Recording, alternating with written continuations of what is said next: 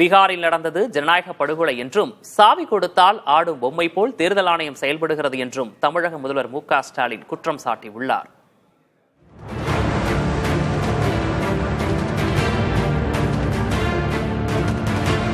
பீகாரில் தேர்தல் ஆணையம் மேற்கொண்ட வாக்காளர் பட்டியல் சிறப்பு திருத்தத்தை கண்டித்து மக்களவை எதிர்க்கட்சித் தலைவர் ராகுல் காந்தி வாக்காளர் உரிமை யாத்திரை மேற்கொண்டுள்ளார்.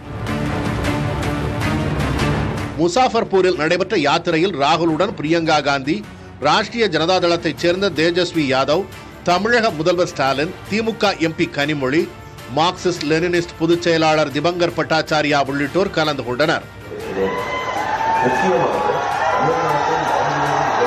பின்னர் மக்கள் மத்தியில் உரையாற்றிய முதல்வர் ஸ்டாலின், கடந்த ஒரு மாதமாக ஒட்டுமொத்த நாடும் பீகார் மாநிலத்தை தான் உற்று நோக்குவதாக குறிப்பிட்டார். ரிமோட் கண்ட்ரோல் மூலம் இயங்கும் பொம்மை போல் தேர்தல் ஆணையம் செயல்படுகிறது என்றும், பீகாரில் வாக்காளர் பட்டியலில் இருந்து 65 லட்சம் பேர் நீக்கப்பட்டது பயங்கரவாதத்தை விட மோசமானது எனவும் விமர்சித்தார். தேர்தல் ஆணையத்தின் மிரட்டலுக்கு பயப்படுகிற ஆளா ராகுல் காந்தி என்றும், பீகார் சட்டமன்ற தேர்தல் நேர்மையாக நடந்தால் தேசிய ஜனநாயக கூட்டணி தோல்வி அடையும் எனவும் ஸ்டாலின் கூறினார்.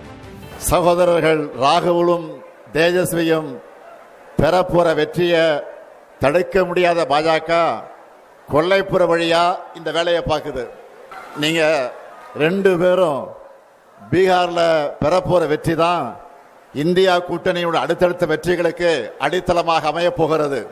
மெஜாரிட்டின்னு ஆட்டம் போட்டவங்க மைனாரிட்டி ஆகிட்டாங்க. மக்கள் சக்திக்கு முன்னாடி எப்படிப்பட்ட சர்வாதிகாரியை மண்டியிட்டு தான் ஆகணும்னு மீண்டும் பீகார் நிரூபிக்கணும். தொடர்ந்து உரையாற்றிய ராகுல் காந்தி, வாக்கு திருட்டுதான் குஜராத் மாடல் என்றும், தேர்தல் ஆணையத்தின் உதவியுடன் வாக்குகளை திருடி பாஜக வெற்றி பெற்றுள்ளது எனவும் விமர்சித்தார். இந்திய படைகள் பாகிஸ்தானில் உள்ள பயங்கரவாத முகாம்களை தாக்கிக் கொண்டிருந்த நிலையில் டிரம்பின் உத்தரவால் அது உடனடியாக நிறுத்தப்பட்டதாக ராகுல் கூறினார்.